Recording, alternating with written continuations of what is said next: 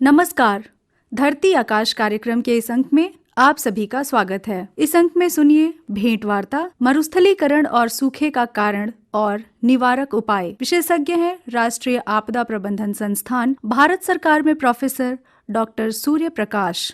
भेंटकर्ता दिलीप झा। प्रत्येक वर्ष 17 जून को विश्व मरुस्थलीकरण और सूखा रोकथाम दिवस यानी world day to combat desertification and drought का आयोजन किया जाता है और इसे पूरे विश्व में मनाया जाता है। आखिर ये डिजर्टिफिकेशन या मरुस्थलीकरण किसे कहते हैं, क्यों होता है, रोकथाम के क्या उपाय हैं और जब हम सूखे की बात करते हैं तो सूखे से कैसे बचाव करें, कब सूखे की घोषणा की जा सकती है, इस सब पर विशेष जानकारी देने के लिए आज हमारे साथ आकाशवाणी के स्टूडियो में उपस्थित हैं professor doctor Surya Prakash Gupta. Professor Surya Prakash राष्ट्रीय आपदा प्रबंधन संस्थान में जियो मेटेरियोलॉजिकल रिस्क मैनेजमेंट डिवीजन के प्रमुख हैं। प्रोफेसर सूर्य प्रकाश जी, आपका आकाशवाणी के स्टूडियो में स्वागत है। धन्यवाद, नमस्कार। हमें बताइए कि ये जो विश्व मरुस्थलीकरण दिवस, सूखा रोकथाम दिवस 17 जून को मनाया जाता है, इसका उद्देश्य क्या है? देखिए,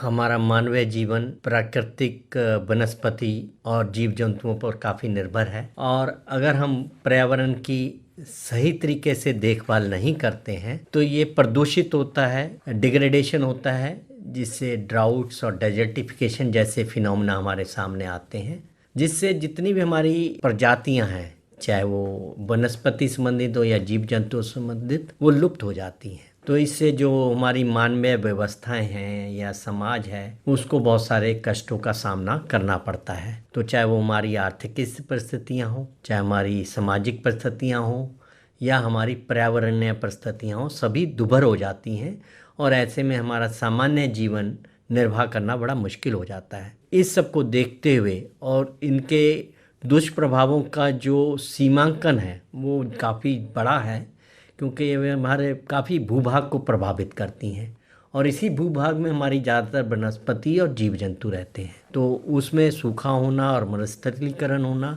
एक बड़े दुर्भाग्य की बात है और इसमें मानव का कुछ योगदान होना वो और भी चिंताजनक है कि हमारे कुछ क्रियाकलाप ऐसे हैं या गतिविधियाँ ऐसी होती हैं जिससे इसका जो मरुस्थलीकरण का तेजीकरण से विकास हो रहा है, ये बढ़ रहा है। तो उसकी तरफ हमें ध्यान देने की आवश्यकता। मिट्टी का अपना विज्ञान है, साइंस की हम बात करते हैं, तो ये विज्ञान क्या है कि ये मरुस्थलीकरण क्यों होता है? देखिए, कुछ तो हमारी प्राकृतिक व्यवस्थाएं, जैसे आपने कहा कि जलवायु परिवर्तन, ये एक प्राकृतिक व्यवस्था है पर्यावरण में कि हमेशा जो मौसम में बदलाव आएगा।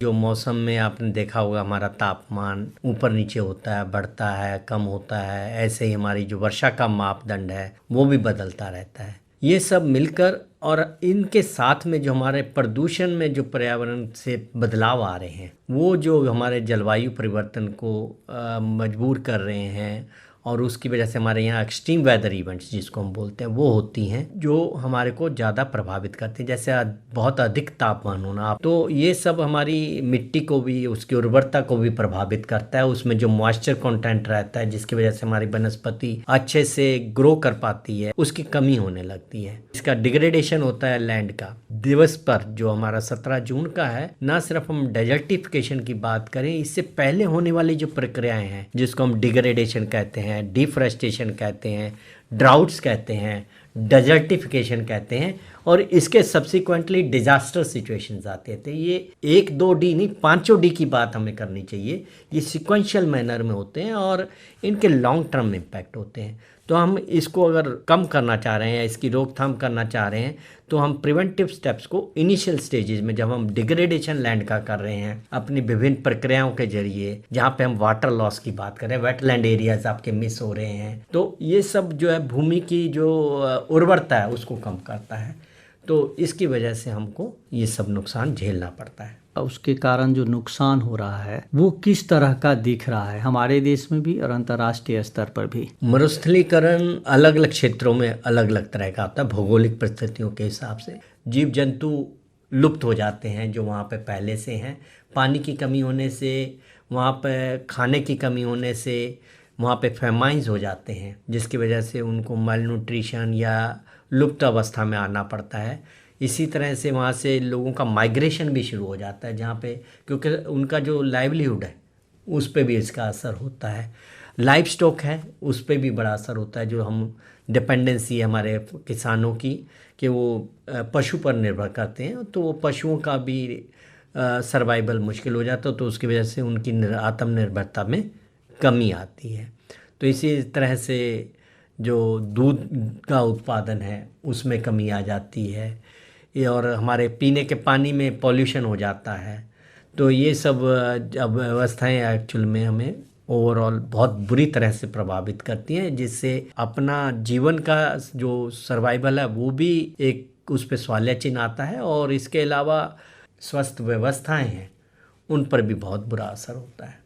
ऐसा कहा जाता है कि इस मरुस्थलीकरण, भूमिक्षरण और सूखा से लगभग 25 करोड़ से अधिक लोग प्रभावित होते हैं, और इसलिए जागरूकता को लेकर के हर साल इस दिवस पर एक विशेष थीम की घोषणा की जाती है। तो इस बार का 2024 का थीम क्या है? भूमि के लिए एकजुट होकर हमारी विरासत का संरक्षण करना और हमारी जो आने वाली जनरेशन है उनके भविष्य के लिए इसको आगे बढ़ाना। इतिहास देखेंगे इसका, मुझे याद है जब 1980s में पर्यावरण की बातें शुरू हुई थी, हमारा 84 में जैसे भोपाल गैस ट्रेजेडी हुआ, उसके बाद हमारे यहाँ पर्यावरण मंत्रालय हमारे देश में बना, और उसके बाद एक पर्यावरण संबंधित कानून आया, एनवायरमेंट प्रोटेक्शन एक्ट 1988 में, और इस तरह से ये व्यवस्थाएं चलती रही। 1990 में जो है डिसास्टर संबंधित इनिशिएटिव्स यूनाइटेड नेशन में, संयुक्त राष्ट्र संघ में ली गए, और उसके साथ पर्यावरण संबंधित भी कुछ एक्टिविटीज शुरू हुई, जिसमें 1992 वाला जो रियो डी जेनेरो में अर्थ समिट हुआ था वो बहुत एक महत्वपूर्ण कदम था हमारे इसकी तरफ ध्यान आकर्षित करने के लिए, जिसमें सस्टेनेबल डेवलपमेंट गोल्स की जब बात की गई कि हम कैसे इसको संतुलित सतत विकास के लिए अग्रसर हो सकते हैं, तो उसमें ये सब बातें आई कि हमारा जो विकास है हम लालचवश कुछ ज़्यादा ऐसी चीज़ों का इस्तेमाल कर रहे हैं जिसकी वजह से वो विलुप्त होती जा रही हैं। जैसे जलीय व्यवस्थाएँ हैं, हमने पानी को, ग्राउंड वाटर को बहुत ज़्यादा एक्सप्लॉयट कर लिया, या जो सरफेस वाटर है उसको भी प्रॉपर कंजर्वेशन नहीं किया है, तो उसकी वजह से ये हमारे पास एक तो पानी की कमी होने लगी, और दूसरा फसल की जो उत्पादन है उसमें भी, और उसकी जो प्रोडक्ट्स हैं उसमें भी बहुत कमी आने लगी। तो इस सब से हमारा जो पशुधन है वो भी प्रभावित हुआ, और मनुष्य का जीवन भी बुरी तरह से प्रभावित हुआ है। बिल्कुल। और दो चीजें होती है, एक तो है कि मरुस्थलीकरण को रोकना कि अब आगे न हो, और दूसरा है कि जितना क्षरण भूमि का हो गया है उसको वापस ले आना। मतलब मरुस्थलीकरण की विपरीत प्रक्रिया कि भूमि की उर्वरा शक्ति, उनके संरक्षण शक्ति सबको वापस ले आना। तो ये किस तरह से ये दोनों कार्य किए जाते हैं? इसमें देखिए, सबसे पहला है कि जो अवस्था में आज हमारी भूमि आ गई है उसको और बिगड़ने से हम रोकथाम करें, उसकी गति को कम करें, और उसके लिए जो क्षरण हो रहा है भूमि का उसको कम किया जाता है। उसमें जैसे बाढ़ लगा दी जाती है, जो मिट्टी है बहकर आगे ना जा पाए, जो हमारी जितनी भी वाटर बॉडीज़ हैं उनको हम कंजर्व करने की कोशिश करते हैं, वेटलैंड एरियाज हैं उनको कंजर्व करने की कोशिश करते हैं, ताकि उनके जरिए एक हम अच्छी व्यवस्था उस ज़मीन में मॉइस्चर कंटेंट रोकने की और उसमें दोबारा से वनस्पति लाने का प्रयास करा जा सकता है। इसके लिए मैं आपको एक अच्छा उदाहरण देना चाहूँगा जो हमारे यहाँ राजस्थान में किया गया। एक मुख्यमंत्री जल स्वावलंबी योजना शुरू की गई, तो जितने भी पुराने जल की संसाधन थे उसमें पूरा ध्यान दिया कि उनको कैसे संरक्षित किया जाए और उनको आगे कैसे बढ़ाया जाए। तो एक तो वो तरीका है। दूसरा मुझे एक और एग्जाम्पल याद है जो फिर राजस्थान से ही आता है। एक गांव है पिपलांतरी, मैं जानता हूँ वहाँ के जो लोग हैं उन्होंने काफ़ी एक अच्छा प्रयास किया कि ना सिर्फ पानी को कंजर्व किया पर उन्होंने प्लांटेशन भी लगाया। जो पेड़ पौधे उन्होंने लगाए विभिन्न अवसरों पर और अक्सर उसको बड़ा करने में अपना साथ दिया, तो उससे उस क्षेत्र का पूरा पर्यावरण बदल गया। जहाँ पर हमेशा मिट्टी, कण और रेत और धूल नज़र आती थी, वहाँ आज हरियाली और पानी नज़र आ रहा है। तो ये वापस उसको उभार के अपनी नेचुरल प्राकृतिक अवस्था में लाने के लिए जब तक सामुदायिक स्तर पर मिलजुल कर, जो इस बार का ध्येय है कि एकजुट होकर हमें भी प्रयास करना है कि जो परंपरागत तरीके से हमें जो मिला है उसको हम भविष्य में आने वाली जनरेशन्स को दे पाए। इस तरह के प्रयास हो सकते हैं। पानी का संरक्षण प्रॉपर करें और विभिन्न प्रकार की जो है वनस्पति उसको लगाएं और उसको भी बचाएं, और इसके साथ साथ एक ऐसा संस्कृति का विकास करें, वो होना चाहिए कि हर अवसर पर हम कोई ना कोई पेड़ पौधों को लगाएंगे ताकि डेजर्टिफिकेशन को कम कर पाएं। जैसे कि आपने कहा कि हरियाली को बढ़ाना है, पेड़ को लगाना है, आपने एक सफलता के उदाहरण भी दिए हैं। और निश्चित रूप से अगर चयनित प्रजातियों को फिर से पेड़ों को, बीजों को संरक्षित करके या उनको लगा के लाया जाए और जमीन के कटाव को रोका जाए, मिट्टी के पोषक तत्वों में अगर वृद्धि की जाए तो भूमि क्षरण को रोका जा सकता है। इसके साथ ही बात हमेशा होती है सूखा के भी। कुछ इलाके सूखे के शिकार हो जाते हैं। तो ये जो सूखा है, ये किस स्थिति में सूखा कहते हैं, इसको रोकने के लिए किस तरह के उपाय हैं और क्या क्या योजनाएं हैं हमारे यहाँ? देखिए, सूखा भी हम कई तरीके से बात करते हैं। एक सूखा वो है जब बारिश कम हो जाती है। बारिश कम होने की वजह से जो हमारी एवरेज रेनफॉल उस मंथ में एक्सपेक्टेड है या उस पीरियड में एक्सपेक्टेड वो नहीं हो पा रही है। उसकी डेफिशिएंसी हमारी अगर मोर देन 25% है और बिटवीन 50% है तो हम कहते हैं कि एक मॉडरेट तरह का सूखा हो गया है, या मोर देन 50% है तो सीवियर कहला जाता है वो। तो ऐसे ही एक हाइड्रोलॉजिकल ड्राउट होता है जो जल की वजह से है कि बारिश तो हुई नहीं हुई, परंतु जो भी जल आया उसका हमने संरक्षण नहीं किया, वो बह के निकल गया, या हमने बहुत ज़्यादा ग्राउंड वाटर एक्सप्लॉयटेशन कर दिया तो उसका स्तर नीचे चला गया। तो ये सब जो है हाइड्रोलॉजिकल ड्राउट्स के फॉर्म होते हैं। और तीसरा होता है एग्रीकल्चरल ड्राउट। आपने फसल लगा दी ऐसी जिसको बहुत ज़्यादा पानी चाहिए, ऐसा है कि ज़्यादा वर्षा हो नहीं रही है और सिंचाई व्यवस्था आपके पास है नहीं है, तो वो फसल ना तो प्रोडक्ट दे पाएगी ना ग्रो कर पाएगी, तो उसमें येलोइंग होती है, यील्ड कर जाती है और उसमें ख़त्म हो जाती है। उस फसल की वजह से जो हमारा नुकसान हो या सूखा होता है उसको हम एग्रीकल्चरल ड्राउट बोलते हैं। एक चौथे प्रकार का भी हम ड्राउट के डिस्कस करते हैं जो है सोशियो इकोनॉमिक। अब आप इन तीनों के ड्राउट्स का अगर असर देखेंगे तो वो हमारे समाज पर, हमारे आर्थिकी पर और हमारे पर्यावरण पर पड़ता है। तो ये जो सारा सोशियो इकोनॉमिक और एनवायरमेंटल इम्पैक्ट है, ये भी एक ड्राउट सिचुएशन करता है, क्योंकि उस समय में आपकी जो आम व्यवस्थाएं हैं वो पूरी भंग हो जाती हैं और आपको नए तरीके से नए उपाय सोचने पड़ते हैं और नया रोजगार बनाना पड़ता है, जो काफ़ी उस समय में मुश्किल हो जाता है। तो इस तरह से सूखा जो है एक तरह की कमी की वो अवस्थाएं हैं जिसमें मानव बुरी तरह से पानी की कमी रहता है। पानी की कमी की वजह से ज़्यादा होता है, और दूसरा उसकी सही संरक्षण और व्यवस्था ना करने की वजह से होता है। हमें ये बताइए कि अपने यहाँ किस तरह की योजनाएं हैं और लोगों के लिए क्या संदेश देना चाहते हैं कि सूखा और मरुस्थलीकरण दोनों को किस तरह से वो कम से कम कर सकें। हमारी भारत सरकार ने काफ़ी सारे कार्यक्रम इसमें शुरू किए हैं और